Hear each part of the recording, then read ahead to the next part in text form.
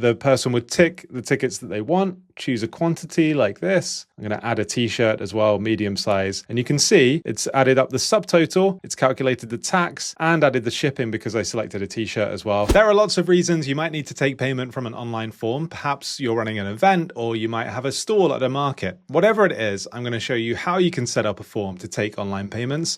So let's dive in.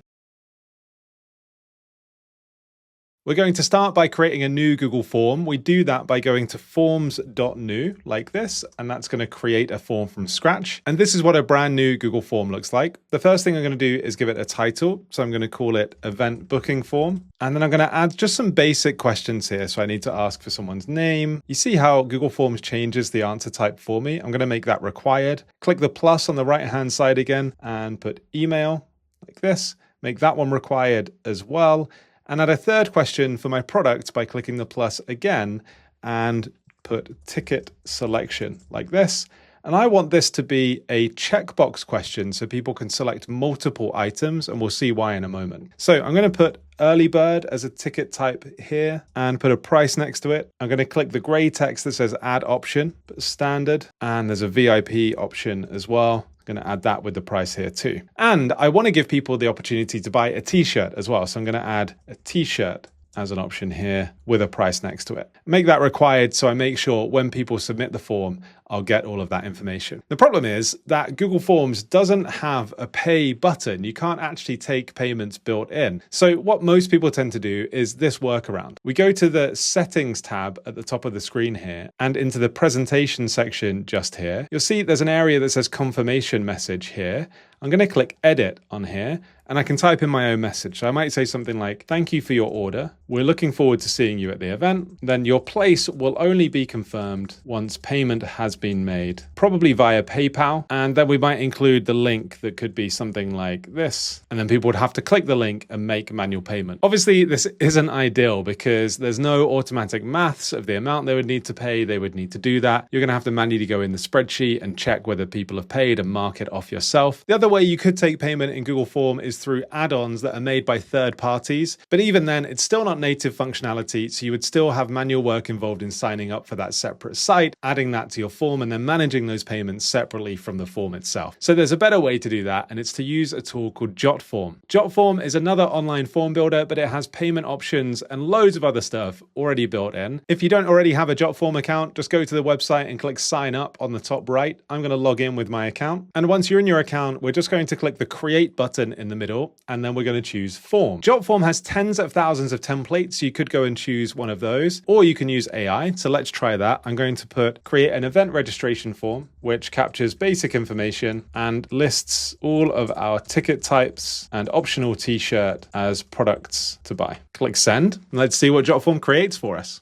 You can see that it's put the name in for me. It's going to capture email address, their phone number, and has this product list, general admission, VIP, and student, and an event t-shirt here as well. So obviously, if I wanted to, I could go and edit any of these fields. Or if I want to add new fields, I click on add element over on the left here, and I can drag things in. Just for fun, I'm going to add a fill in the blank question that they have to fill out here. And I'm going to change this to say, I would really like to learn about, and change the blank to topic.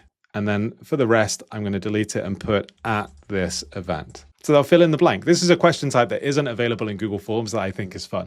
I'm going to close these panels here. And the reason we switched to Jotform was to be able to take payment as people complete the form. So let's just make sure all of our products are right. I want to change student ticket because I don't offer that. So I'm going to click on this question, highlight where it says student ticket, and I'm just going to change this to early bird like this, discounted for early registration. And I can update all of the prices here as well. So I'm going to make this one 100 like I did before, make the VIP ticket 300, and the general admission is going to be 200. Now, obviously I can put these in any order. So I'm going to click this product list symbol on the right-hand side here, and I can just click and drag these into the order that I want like this.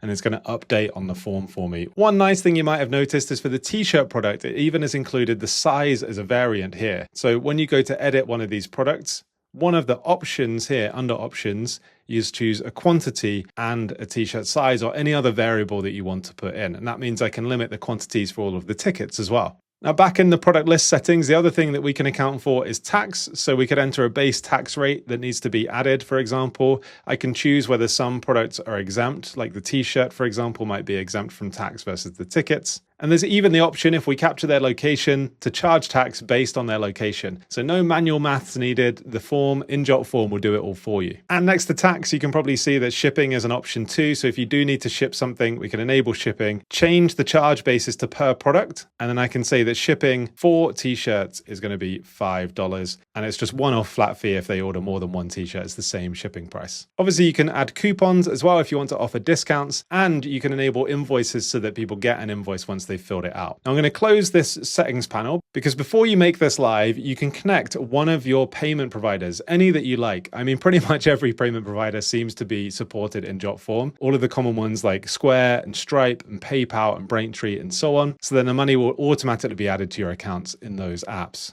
Then once you're ready, you can test this by closing all the settings panels, and I'm going to switch preview form on the top right of the screen here and try filling this out. So let's put a name in like this and an email, and then I can scroll down, do the fill in the blank question and scroll down some more. And here are the tickets. So the person would tick the tickets that they want, choose a quantity like this. I'm going to add a t-shirt as well, medium size. And you can see it's added up the subtotal, it's calculated the tax and added the shipping because I selected a t-shirt as well. And then the person would just click register now and all of their details would be sent to your account and their payment would be taken at this point as well. But in test mode, it allows you to test it without being connected to a payment method. Just so you can see, if I go up at the top left here where it says Form Builder and go to Tables, I can see all of the responses that have come in and the things that people have ordered over here. And when I'm ready to send this out after I've tested it, I'm going to go back to the Form Builder here, go to the Publish tab at the top of the screen. And the easiest way to share this is just to take this link and then share this in an email or a message. Or one of my favorite ways to do this is to scroll down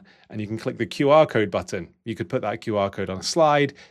You could even click the other buttons on here, like being able to share via WhatsApp or on other social media too.